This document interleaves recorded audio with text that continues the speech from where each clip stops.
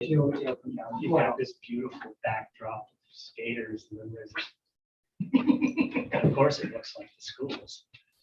Oh, I know. That's right. Yeah. We don't want to use those stairs. It's that super. Okay, we are now live. All right. For the good of the cause, do we have any? Should have been prepared for that question, No. right? I had my own good of the cause all day today, so which we'll get to here shortly. Oh, Strategic planning.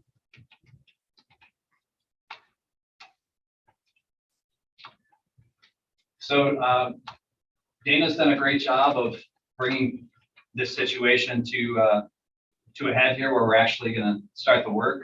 So PLC Associates sent an initial overview, which is included in the executive content. And one of the first steps of the strategic plan process is for the core team of the district, which is effectively our district administrative team, to meet with their head and to complete an organizational assessment. And the organizational assessment is 25 indicators of highly successful school districts. And each member of that core team rates on a scale of 1 to 4 how we perceive the district at this place in time in meeting each of those 25 indicators. And then when that data is collected, then the introductory meeting, which is going to take place on Friday of this week, the overview of the process will be explained in detail. And then also the data that's gleaned from that organizational assessment will be analyzed by the lead from PLC Associates, a woman named Betsy Smith. And that will be the first initial phase, just to sort of get PLC and the district aligned and get our ducks in a row, as it were. Dana, do you want to talk a bit about the triangle, the surveys as well that we were discussing with the focus groups? Yeah, I think once they meet with the administrators, and we establish a core team, then the next phase is they have a data triangle, basically, another questionnaire where they will be given to the various stakeholders. So we'll, through the core team, break out into subgroups, and this is where the data triangles, where they will come in and again meet with each group, ask questions, gather information, stuff like that, and then that's kind of the process. They bring it all back to in-house, and they get into the technical writing and all that. So really, the first portion of it is really just seeking the information by all the stakeholders, and then they process that information and we'll report out on it as we go through the process. In the first attachment in your executive content, slide 8 discusses the responsibilities of the board and of the superintendent. With my role ensuring that the plan is implemented once it's adopted by the board, and the board, of course, reviewing the mission statement, vision statement, core beliefs, and the strategic intent and goals.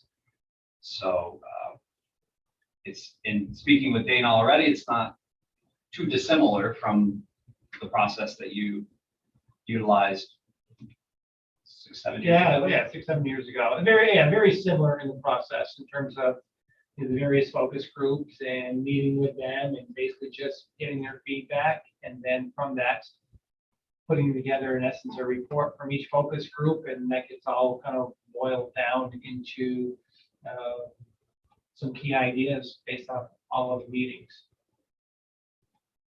I think one of the biggest differences that I'm seeing that they talked about is actually having measurable goals, which I think you look at our plan right now, our strategic plan, we have some great ideas, but there isn't necessarily those measurable goals that are embedded in it, where you got the benchmarks throughout the process once it gets implemented. So I think that's the difference.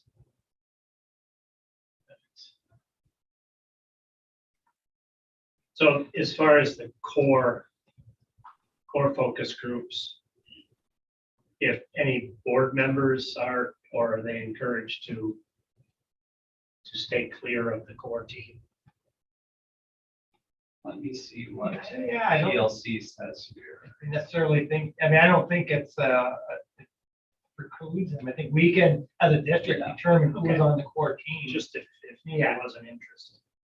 I mean, in the end, one of the things they Says district and school leaders. they keep stressing is it's our plan, so Right, it's however we want. however we want and who we want involved in it. So if we wanted board members, some board members to be part of the core team, that's.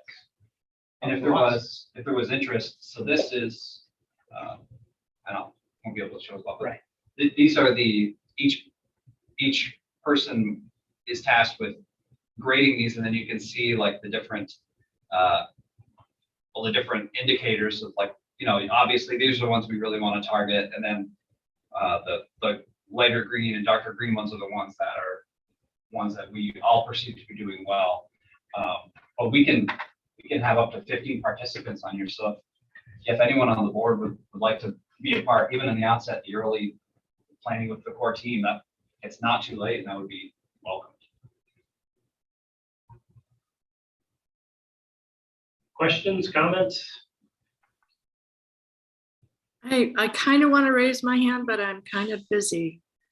I know we're all busy. But is it fine if there are no Board of Ed members in the process? Well, I think no matter what, the board is involved in the process. Right. Okay, That's the surveys, the triangulation is bringing all our shareholders together, and then ultimately it's the board's plan. Right. And then it's our job to implement the plan. So okay, I think you'll see as progress goes, every meeting, you're going to hear something from me or from Dana about the success of and the progress to date on this. And there'll be great. opportunities for people to jump in, as far as I'm concerned, throughout the entire process. Thank you. Anybody else? Franklin, Essex, Hamilton, BOCES administrative budget. You have several handouts. Dana, did you want to go, or Tim? Well, this was shared with us a couple of weeks ago. Basically, my guess is it first went through the superintendents where they got it, and then our school business officials, we get it usually like a day later when we meet in our regional meetings. And if you look at it, they do a nice job of showing, they've got 2020, 21, 21, 22, and then what the tentative budget is. I'm looking at the administrative budgets. One of the things that really stands out, and Tim mentioned it in his write-up, is the difference when it comes to the capital expense.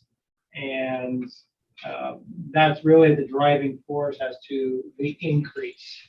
They're looking at an overall increase of, just under 5%. But when you look at our portion of it, we went from paying capital expense about $800 to about $23,000. And that is largely because of their capital project. So while their capital project was going on, we weren't charged that fee. It's basically their, maintenance fee that they collect from all the schools to upkeep their buildings. So they didn't really charge us because, well, we paid them $1.5 million over 3 years for their projects. That window has closed. Their project is basically done. So now they will start charging again for that capital line. And again, it's very similar to any other budget. We have a budget line for maintenance and custodial work and all that. So that's probably the biggest driving force in the administrative side of it, is that big increase. We'd also, I know, Rick, you had asked where BOCES was in the process of making the administrative budget truly the administrative budget. And in my conversation since then with Dale Riel, he said that as of now, they've been able to move about 33% of the legacy costs from the program budget into the administrative budget. Of course, the comptroller wants 100% of those costs in the administrative budget, but so I think they have a multi-year plan to try and tackle that percentage, but That line item, if you're looking at the administrative budget, is the last one before the pause. It's the most expensive one. It's 1.38 million in the tentative budget. So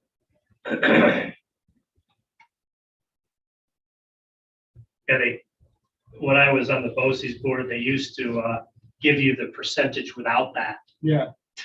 To say we're only increasing our budget by 1%, but due to the controller telling us we have to have all these in here, it's actually going up X amount. So yes. great. So aside from that capital stuff. Yeah, for the administrative side, the next page, the second document is basically a comparative analysis. They've been doing this. They haven't always provided this information. It's really just the last couple of years where, again, they do a nice job of breaking it down and showing you the lines, but also you can see how we compare with the other districts. So they do, include all the component schools in it, so you can kind of see, how other districts are faring with it and the increase and stuff like that. And really what it comes down to with it, when it comes to the BOCES budget is twofold. It's about how much we utilize their services and on the administrative side. And that stems from, we purchase our copiers through NARIC. So they're installment purchases. NARIC runs it through BOCES. So we actually pay NARIC through BOCES. And that's part of the administrative, that's part of the breakdown. So like our copiers, we do that. We do bid pricing every year. So a lot of our cafeteria products, we do through a bid pricing. Our paper products are done through that. There's a cost associated with having BOCES. That comes out of the St. Lawrence BOCES. So our BOCES doesn't do everything, but there's a lot of cross contracts that we do. PLC Associates, we're actually running that through Wayne Finger Lakes BOCES, and it will be filtered through this. So we'll actually pay that through the BOCES components. What they say is the benefit to all of this is all of it is aidable. By running it through BOCES, we do get about 35 to 36% back in aid. We're at the lowest end, and we've talked about that for years, that we're at the lowest end in terms of aid. So in some cases it's beneficial, in some cases it's not. There's other districts that they get 80% to 90% in aid. So for them, it's very beneficial because they're getting most of it back from the state in the following year. That's that line on when you look at it for the revenue side and the budgets. It's BOCES aid, but every year we also have a line that says BOCES refunds. Right? We just put a check in yesterday for $97,000. It was BOCES refund from last year. Basically, that's they overcharged us is really what it came down to. BOCES, unlike schools, can't hold reserve funds, so they can't have unassigned fund balance like we do. So whatever they have left over, they then have to get back to the schools. So every year, we typically get back something. This year was probably the biggest I've seen in 4 years, like $97,000. And then the last one is basically looking at the career and technical side. These are the occupational programs, your culinary arts, your automotive, your conservation, your new vision. Again, it kind of breaks it down and shows you, and that's all based on enrollment. Again, Tim in his write-up talked about that. It's based off of a 5-year running average. And you'll notice on that last page, if you look at our enrollment, it's starting to trend down, which, is expected because our enrollment is trending down. So we'll see that price, it's already changing. Remember, the last 2 years, our increase in this line was 13 to 17%. I think this year is 8%, 8 or 8 to 9%. So we're already starting to see that decrease. But in the end, it's based off of how many kids go to the Ed Center, whether it's through the occupational or our PASS program, which is our alternative ed program for 9th through 12th grade students. Thank you. Any questions? Great. Next item up is the May 17th, 2022 budget vote preparation and overview. There's 3 nice documents in there. The petition obviously is one, and then the timeline and running for school board, which is a NISBA document. We also have our, I guess it's part of our onboarding. I'm looking for a binder that has a preparation working towards it. I think it goes right off the NISBA. So, so if you know of anybody who from the running for school board, if you know people that would like to run, encourage them to. They can reach out to any one of us. I know that Patty Gallagher, who's a past board member, she has offered her time. If somebody would like to call her for her opinion of the time commitment, that she'd be happy to speak with anybody. So. One question that came up, the petitions are due right in the middle of spring break. Will there be somebody here on that? Is somebody working that Monday? Yeah, I don't believe Betsy is taking any time off. So just as long as she knows that if somebody comes in with a petition, we have to accept them. Right. Correct. And there's the Dropbox too. Okay. What is the, how many seats are coming up for election this time around? 2.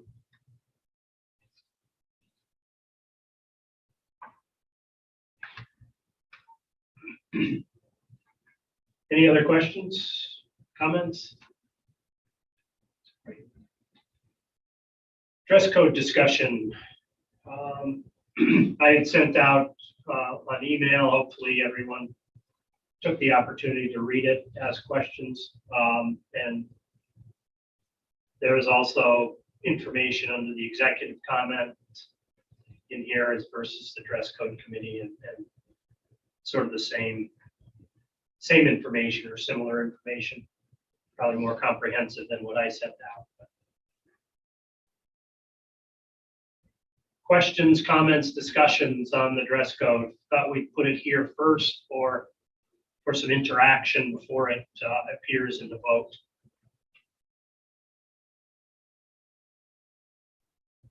What if there are, this is just focusing mainly on the hat issue, but later we're going to vote on the policy change, which there are different items in it.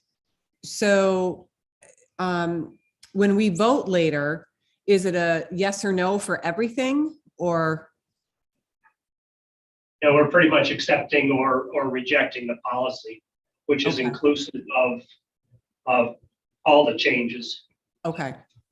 I do want to say that I just to preface this by saying thank you to all of the dress code committee, the students that have come forth even last fall when they did their presentation.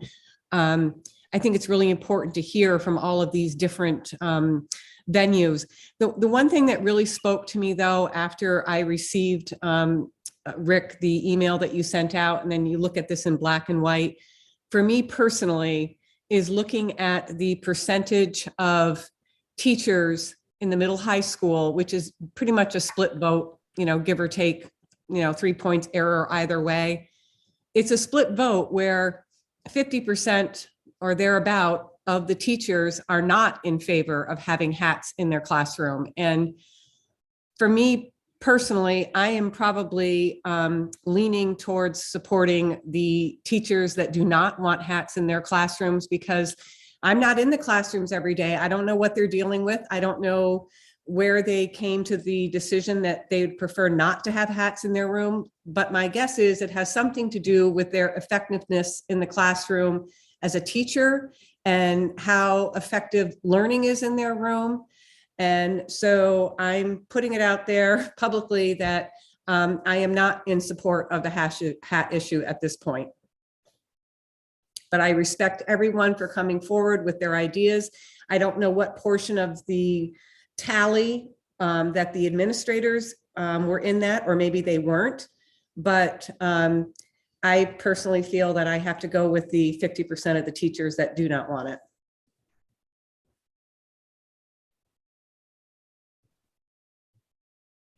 I'll chime in here, and this is where we get into the politics of it. My opinion really doesn't count. It does, but it doesn't. It's the opinion of those who I represent. And I have been inundated with calls past 2 days, and people stopping by my office at work. And I will say that 100% are against kids having hats in school. Not in school. I believe somebody quoted Saranac Lake's policy, not that it's our district, but you can wear a hat in school. It comes off before you go in the classroom. And I don't know if that's true or not, but so it comes down, for me, it's I don't like the word constituents, but when you hear so lopsided of people, and of course you're going to hear from that group. So I'm sort of in a dilemma. So just as the meeting goes, if you catch me staring off into space, you'll know why. Rick, I agree with you. Rick, I got 2 phone calls last night after 9 p.m. from, I don't know how you'd want to phrase it, basically pillars of our community that have been in our community, have raised children here, and additionally outwardly spoke against hats in the classrooms. So it wasn't just my thoughts coming forward. Again, like yourself, I feel like I do have a responsibility to have an open ear when people come forward. And so I agree with you, Rick, that we do have a responsibility to our community and to listen to them. And I don't know, I just. What makes this all so difficult is the fact that we all supported a ad hoc task force, and they came forth with their recommendations. And now I think where I go with that, though, is Colleen, you pointed it out, this is not just about hats, it's about other changes as well, which are in my mind very acceptable. It's a tough thing. Well, It's a tough thing because, again, it may seem like a really trivial issue in light of everything that's going on in our world right now, but and I've hit on this before, that we get college students, freshmen that come back from college, or parents that attend the college preparation night in our high school. And one of the #1 things that shows up all the time is that we're not preparing our students for the outside world. And that just doesn't include cultural exposure or the size of the city that they're going to. It also includes issues like decorum and their dress and how they come to school each day. And so I just think that it's all part of the package. And I'm sure there's going to be some students that are disappointed, but as I was sitting outside the school today, waiting to pick up my grandson, Torrin, I saw a lot of boys put their ball caps on as soon as they hit the ramp coming out of the building. So I don't really think it's that big of a deal when there's 17 hours of the day when they're not in school that they can wear their hats, boy or girl. Please. Sure. So I think about my former role as a social studies teacher and about the process that has taken place. And this is not an easy issue for anyone. And I empathize with the board members who have to answer for their vote, because we are knee deep in the culture wars here. But what comes to mind for me is that this is part of the process, and people in the community coming out as this issue has gained notoriety when otherwise they may not have is part of the process. And so I think there's going to be pleased and or disappointed people on both sides of the aisle. And the one consolation, if this policy isn't adopted for those who would like to see a change, I would say that is that we've taken the pulse of the community, we've taken the pulse of the shareholders, and through all of these efforts, it has not been a grand slam home run with regards to the data. It has nudged from a split to a plurality in certain instances, but that does not necessarily make it conclusive. And so from my perspective, this is part of the process.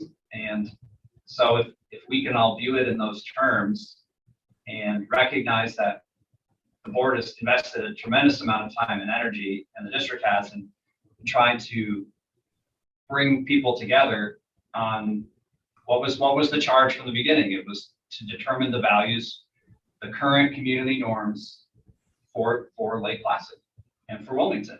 And this ongoing process continues to highlight what those values are. And so whatever happens with regards to this, I'm not sure that bad can come from it. I just feel like I wanted to articulate that, because I've had the unique privilege of presiding over this and facilitating it since the onset. And there are no winners, there are no losers. It's just us. Yeah, it's pretty split, as you said. So, anyone Tim, I think it's really important, the word that you were using, the process. And I really, again, want to commend the students for coming forward, because as teenagers, they are learning that there is a process when you have to lobby for things throughout your life. It may not always turn out the way that you want it, but it's a learning experience for them to kind of, come forward with their ideas and their thoughts. And again, you may not always get what you ask for, but it is a learning process, like you said. And I thank everyone for going through the process. I would echo that. All the committees, and Tim, for all your time. Appreciate it. Joan, anything? Are you all set? Yeah, I was just gonna say that I was also on the committee that brought forth this dress policy. I also got many phone calls. One late last, totally against it. And so I've seen the whole thing from why we even came up with where the dress policy is to where we're at now. And it's a hard decision, and yesterday I felt one way, this morning I felt another way, this afternoon I felt a different way, and tonight I don't know how I feel until I have to figure it out. And it's just yeah, so it's I also want to thank everybody who's been a part of this. Daniel, you have any comments, or you Well, I think this is primarily, I think what we're seeing here is a cultural divide between generations. I think that older generations are definitely more formal and view places like school and the workplace as more formal endeavors. I've worked at places where they require me to wear, a shirt and tie, and I've worked at places where I can wear a t-shirt. Both of those, I did the same job. So, it's definitely I think it's, what we're just seeing is as a cultural shift through the generations. Whether we vote to allow that shift to take place inside the school classroom or not will remain to be seen, I guess. I'm a more Thank you. casual person anyway, so to me, it doesn't matter to me.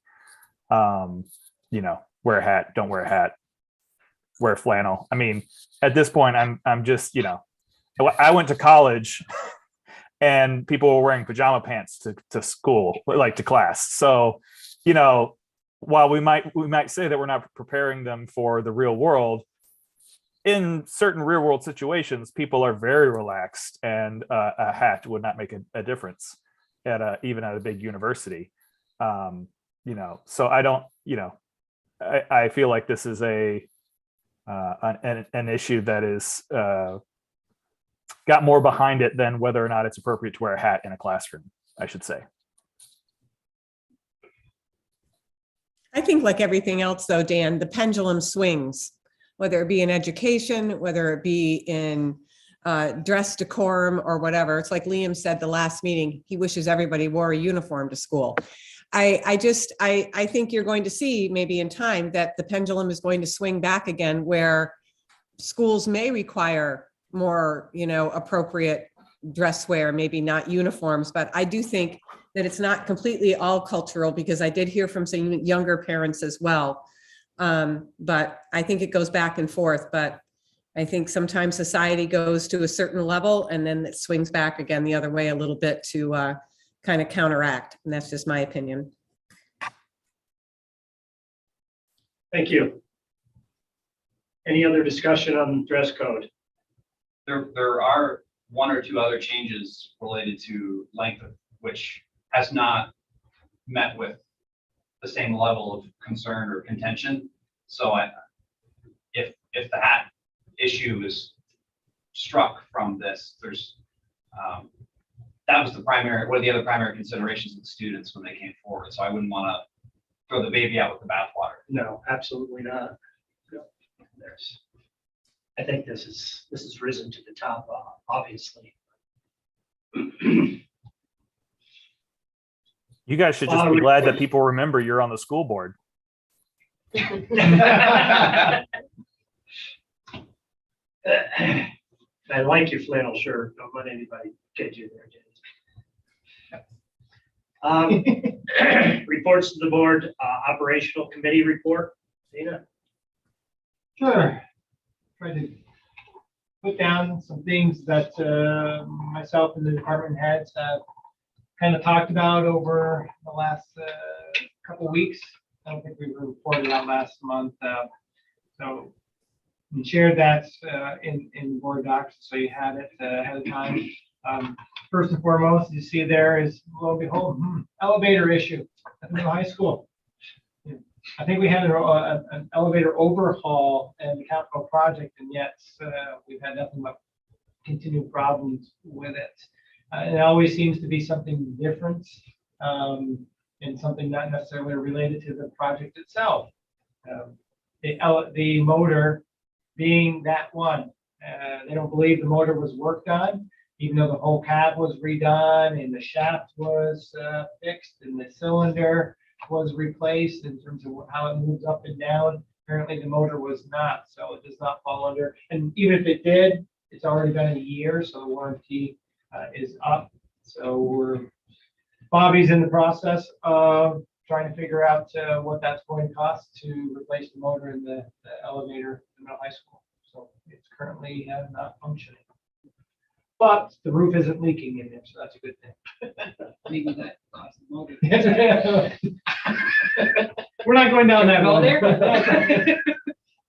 We're done with overviews. They turned in everything. We are interviewing for the custodial position next Monday. We had quite a few applicants, which was nice. About 5 that actually completed the application process, but I think we ended up getting about 13 or 14 initially through Indeed.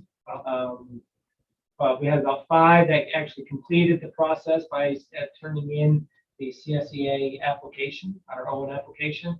And out of that, we're interviewing 3. All 3 do have custodial / cleaning experience, so it's an even bigger plus.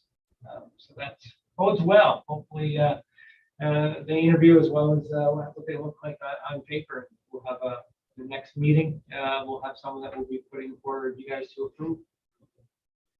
Other things, generator. Bobby keeps telling me that our generator here, it's 15, 20 years old and needs to get some serious work on it, an overhaul and or complete replacements. I think the last figure he threw out was it could be a $60,000 replacement or an overhaul, which would be probably a third of that cost.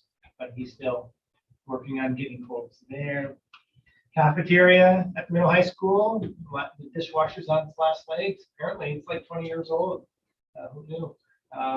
In fact, what I'm told is the last time the capital project happened, 2000, what was here got moved out to the elementary school, and the middle high school got a new one. So lo and behold, the newest of the two is going, and the elementary that was the middle high school is still going strong. Kind of shows you they don't make things the way they used to. Also, on the cafeteria, looking to replace drinking coolers. Are looking at installing a new type of flooring in the cooler. It's rusting, and we have on occasion been tagged by the health department as that being a violation. It's because of a little rust on the floor, so we're looking at installing a new floor. I can't really do it until school is done, where we can pull everything out, move them to a different cooler, turn the cooler off so that it can defrost and do its in normal temperatures, not a cooler temperature. Elementary kind of, they generally speaking, whenever we meet on a weekly basis, Dave Mayberry says, "Oh, things are going well." Elementary school, that's usually what he says. The only thing is that he's had is that they have a issue with the backflow valve, the water tower. Finally got someone in to look at it last week. So that is being repaired. And they're also looking at trying to install a bigger water tank. They've had a hot water issue in the sense of not having enough capacity when they're running the dishwasher. So they're looking at installing a new tank, an additional tank, but they always have hot water on hand. Make sure that the dishes are being cleaned properly.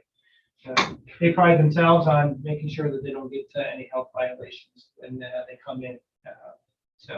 And they typically don't. They want to continue that. Transportation, I highlighted there are a couple of extended field trips. Shows the sign that we are returning to normalcy. Robotics is next weekend. So transportation going out, and the art club is looking to go down to New York City.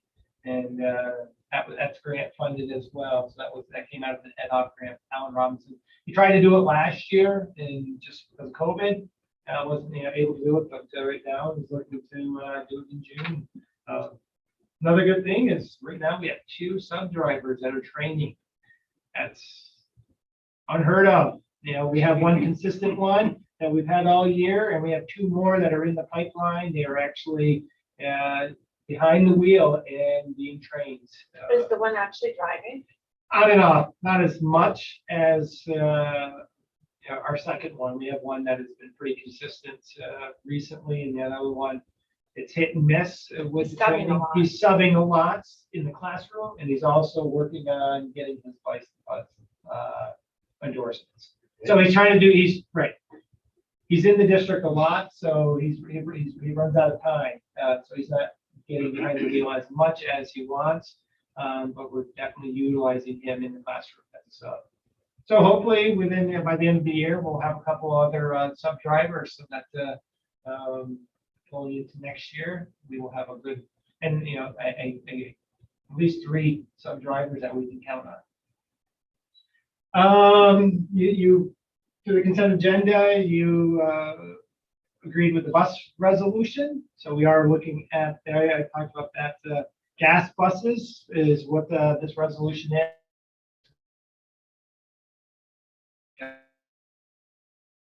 The whole Leonards that we've typically been getting our buses from are doing away with gas buses after this year.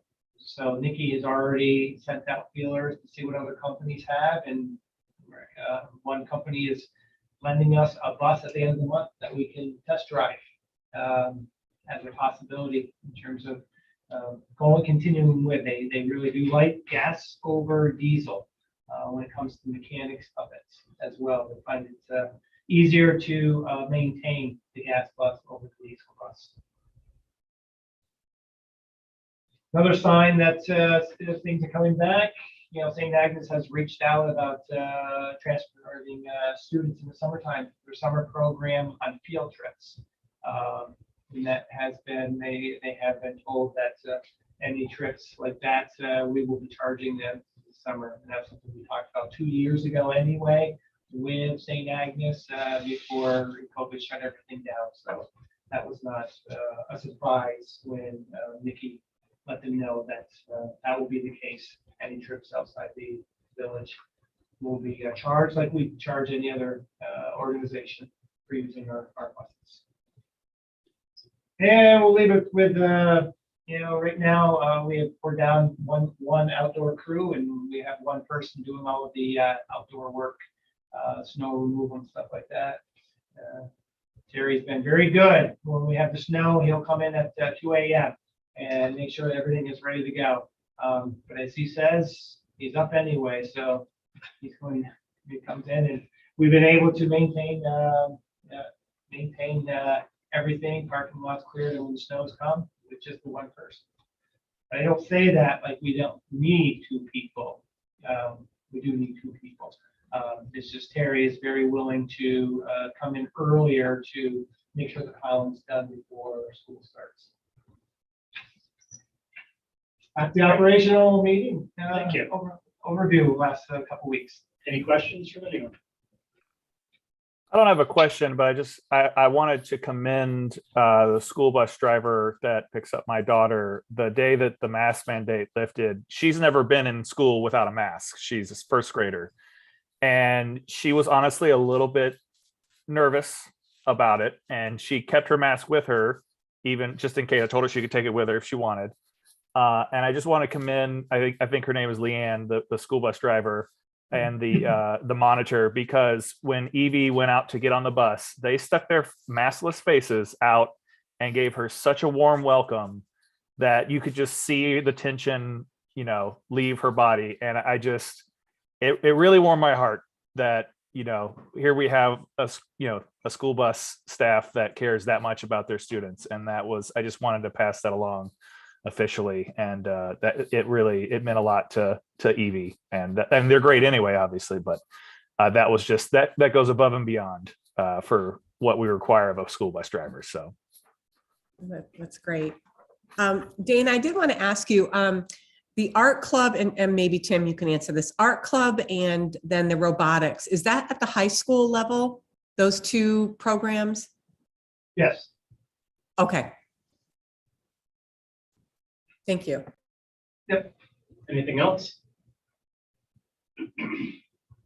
Information for the board, several items, nominating procedure for the BOCES membership, the memo regarding the repair reserve, which hopefully we'll hear about here shortly, Children's Institute, invitation for the Winter Carnival. Let's see what else here. The cybersecurity message. Questions, comments on any of the information? I think the repair reserve is worthy of bringing up and just discussing. It's very well explained there, but if anybody has any questions, or if there's an additional explanation needed. Well, if you remember, I can bring up that when we talked about the fund balance, I brought that up as one of the possible options, but in order to do it, twofold. The board needs to approve a resolution creating it, and then the public has to vote on it through the budget process. So this was kind of like that first step of providing that information to you guys, and then hopefully on March 22nd, it will be, well, the agenda for the board to approve. With the next board meeting, you'll have to approve a resolution stipulating how you want it to look. And it's sort of like what you do for the bus leases and the library fund as well. pretty straightforward in terms of, the money will be coming from our unassigned fund balance and or, surplus. I put down up to $1 million. It could be really any figure you guys want. And it's not like $1 million has to be moved into it all at once. It's basically, it can't exceed $1 million or whatever dollar amount we put on there for the public to vote on. And it's, as the memo says, it's really about repairs and things like that that come up. And they don't come out of the general funds. So right now, as you look at it, our unassigned fund balance, we're sitting at about 19%. And by law, it should be 4%. But After that's moved, is it restricted? yes, yep. It's just like our EBLAR account. We also have a TRS account. We have a tax sorcery as well. You can move it within the reserve fund, so you can move it from, Created with it. right. So you can move it within the reserve account. You just can't use it. In order to use it, we would need to have a public hearing on it, and or if that doesn't happen, then we would, I think we have 2 years to pay back whatever that amount is. But it'd be just like what we do with any other public hearing. We put it on the agenda. It's open for the public to talk about, saying we're looking to expend $100,000 to replace the generator at the middle high school. Public has the opportunity to weigh on it. You guys approve it, and then it gets spent, and then we don't have to pay it back in a certain amount of time. We can always put money in it, like our other reserve accounts, up to that maximum dollar amounts. When we first brought it up, I was like, we just had a $20 million capital project. Well, by your Yes. operations committee report, I see that we There's work still to be done. have, yeah, and then I Well, was and ignorant that's- on my behalf. Well, and one of the things about doing this is, this last capital project, it was basically a fixed type of capital project. There wasn't a lot of enhancements being done to the schools that were, improving learning and turning the school into a 21st learning center. It's about replacing a roof, replacing a heating system, putting film on windows, replacing windows. So having a reserve account, hopefully we can kind of take away at some of the things that pop up, so we don't have to wait for another 15 years and then we replace all of these things. I can do it along the way when the money is available. That's something if we decide to go in this direction, all board members need to be aware, educated on the fact that they probably would be approached with the same statement I just made. You just had a capital, project, so just sort of have the same elevator speech that we can give. Well, I think it's really, Maybe a long speech.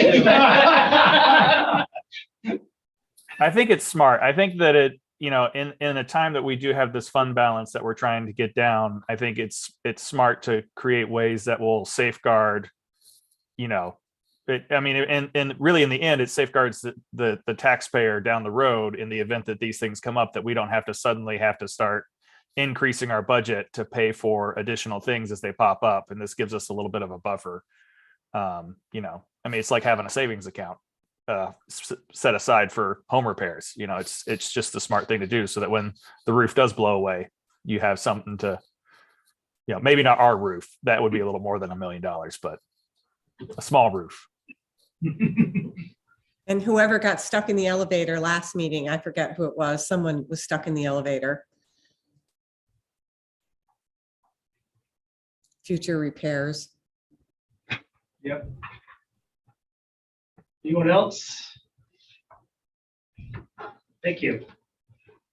Superintendent's report. So lots of great things going on in each of our buildings. The high school musical, I'll kick off with that. We were talking informally about it prior to the meeting, that the production of The Little Mermaid was a huge success. Certainly the students outdid themselves both in effort and in creativity. And Mr. Prosper and Mr. Gotham's efforts in directing and leading those students were well met. So really just a fantastic production. I look forward to what they come up with next year. We are fast approaching what is traditionally a delayed time for Winter Carnival.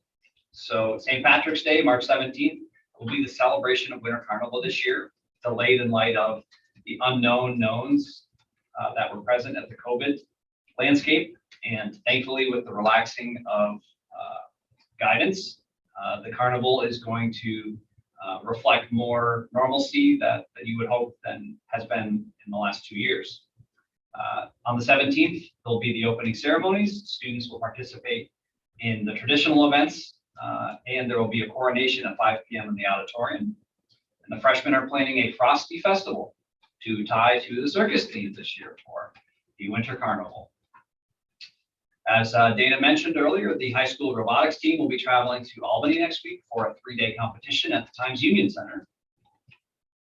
And moving to our elementary school, as the proclamation that the board will vote on shortly suggests, it is Read Across America Month.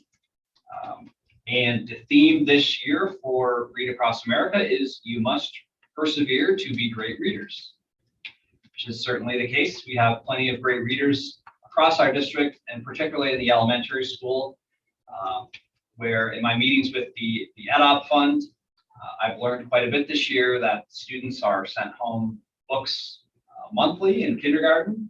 There are opportunities for books in the summer for students to be chosen and implemented in classrooms and sent home. So it's a privilege to support this proclamation as a reflection of the values of literacy in this community. Last week was certainly eventful, with Bomber Day taking place, full of outdoor and indoor activities on last Friday. Also, special thanks to our partners at ORDA. They have orchestrated a number of enrichment opportunities for our students at multiple venues over the past month. So the FESU planning team did have speed skating events last week and brought our students from each of the buildings to view and participate in that event. So we appreciate the efforts of FESU. The 3rd grade students went to Mount Van Ho to ski last Wednesday. And there will be, at the middle school level, skiing at Mount Van Ho and Whiteface as part of Winter Carnival. So certainly appreciate being able to expose our students and staff to the world-class venues that make Lake Placid special. And we also have wrapped up at the elementary school the Olympic coverage. Anyone who had walked into the building and looked at the foyer initially would have seen a tremendous amount of work by Mrs. Laura Clark and her students who would keep the daily medal count and total, a visual guide full of graphs and pictures of all our athletes in the main entryway of the elementary school over the course of the games. It was a very impressive amount of effort and way to engage the students in plotting out the different medal counts of the nation. So we commend Mrs. Clark and her students.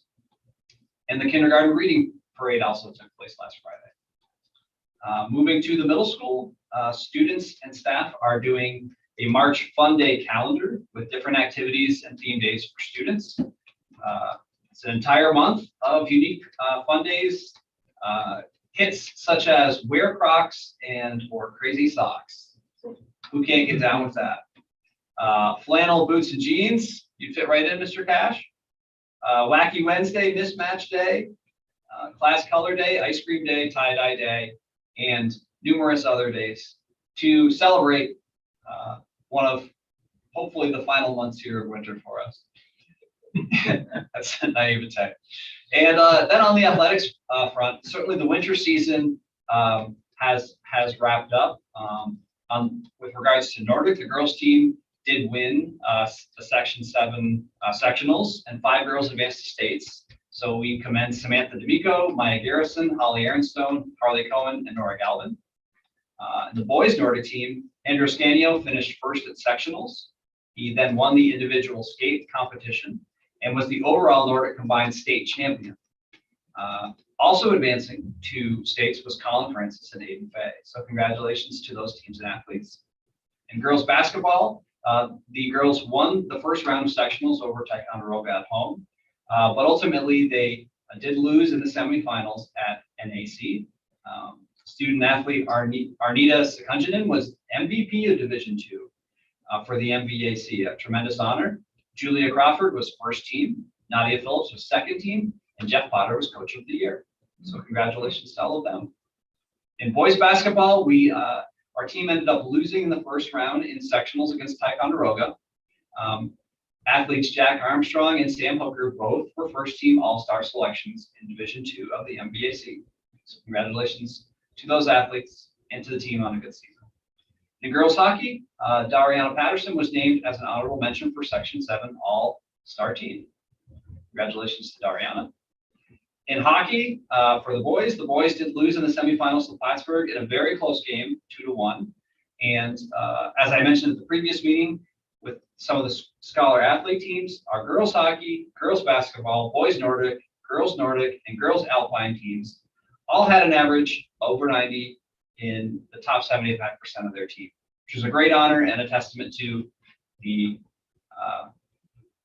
talents of our staff, students, and athletes. With regards to our spring season, varsity sports will start on March 14th, and modified sports will start on the 21st. That's all that's fit to print. Thank you very much. And more impressive than the results are the GPAs of the athletes. That's amazing. A really good job to Andrew. I mean, that's not just a small school winning in a small pond. I mean, that's against everybody. It's impressive. Yes, Andrew did a great job and then also was in the play. So he's a pretty well-rounded student. Goes from the Nordic race course to the stage. So it really was. And somebody pointed out to me today that they went to the musical and knew one particular student that was an introvert and not a very popular kid. And I don't know if it was male or female, but just shined. And they were almost in tears telling me about, how it moved this child forward. And, we look at the musicals and look for great song, but it's doing so much more for a lot of the kids. So, thank you very much. Linking goals with agenda items. I'll give you my list. Oh, perfect. Here. Anyone else have anything? I have a couple. Okay. The strategic plan is mentioned in both items 3, community outreach, and 4, leadership, in regard to elicit and guide the superintendent's strategic vision. That's leadership. And then community outreach mentions strategic plan specifically.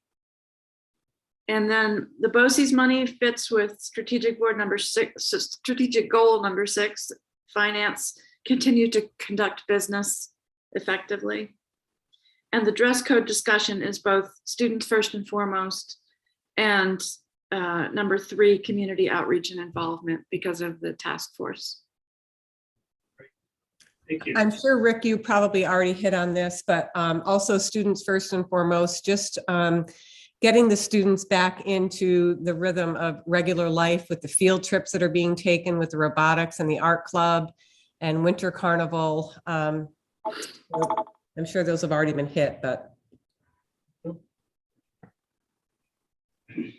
Great. If you have any others, you know how to reach Karen. Moving along, minutes for the last meeting. That's consent. Personnel. There is a personnel consent agenda. Recommended action is to approve the following items which are included in the personnel consent agenda.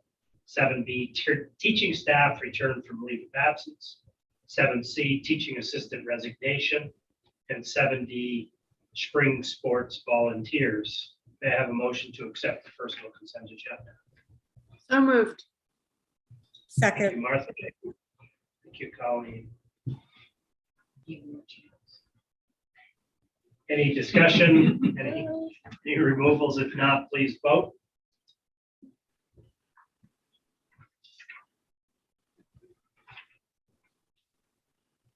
Fred, yes. 5 yes, there are 0 no's. Motion passes. We'll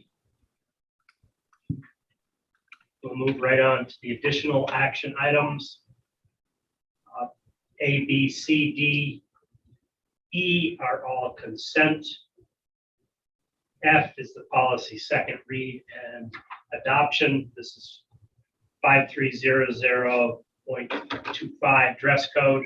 The recommended action is be it resolved that having given the public an opportunity to be heard at a public meeting on the subject of the proposed changes, dress code policy 5300.25, the Board of Education hereby adopts the said policy with any proposed changes. May I have a motion to accept this recommendation? So moved. Second. Martha? Did Joan say Martha? You did? Okay. Sorry. Any further discussion on the dress code policy? If not, may we have a vote?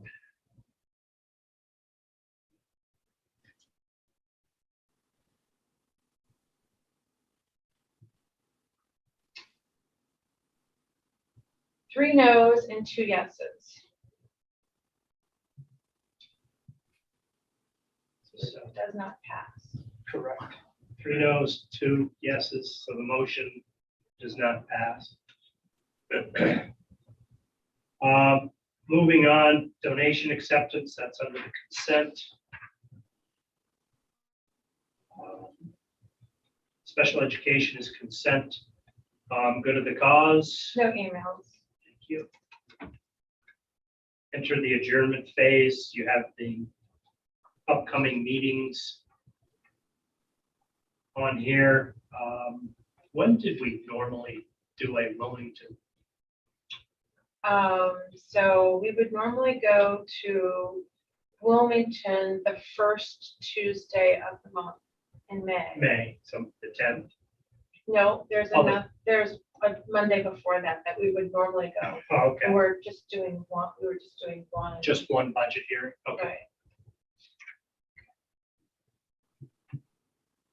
Great. Any old agenda topics?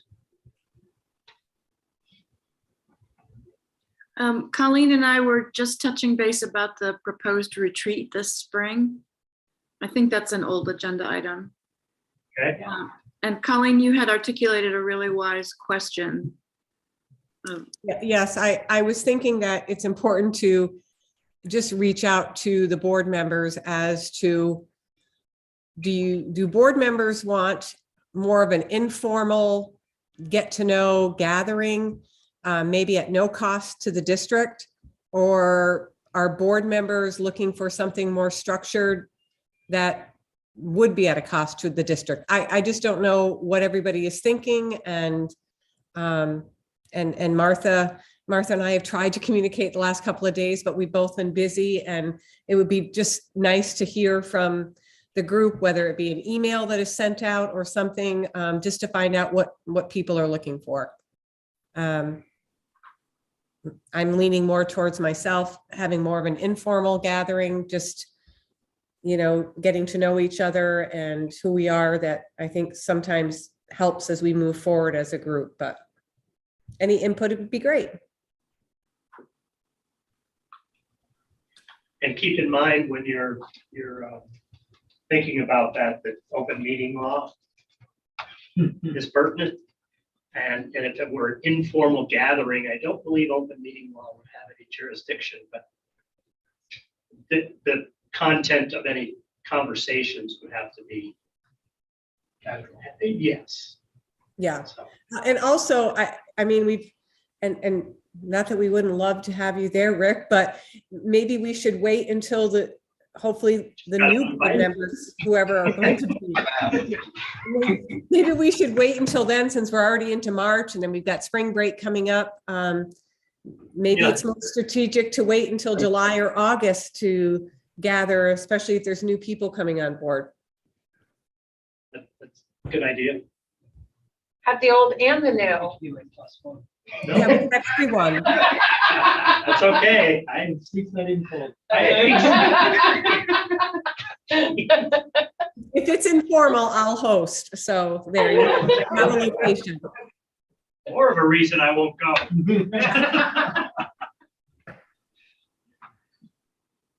Any new topic items? Take a look down through the goals and objectives, if you would, and offer any suggestions that we might want to take up. When I was going through those earlier today, a couple of them might need to be addressed to be achieved, obviously. So either we just let them ride or bring them up. I'll print out the report that shows the ones that we've hit. Great. If there's nothing else for the good of the group here, recommended action is to adjourn the meeting at 7:26. May I have a motion? So we. Thank you, Joe. Second? Don't all jump. Colleen. I Just wanna say know, aye. like, what? Place to be, smart. Can I do first and second? I just voted for everybody.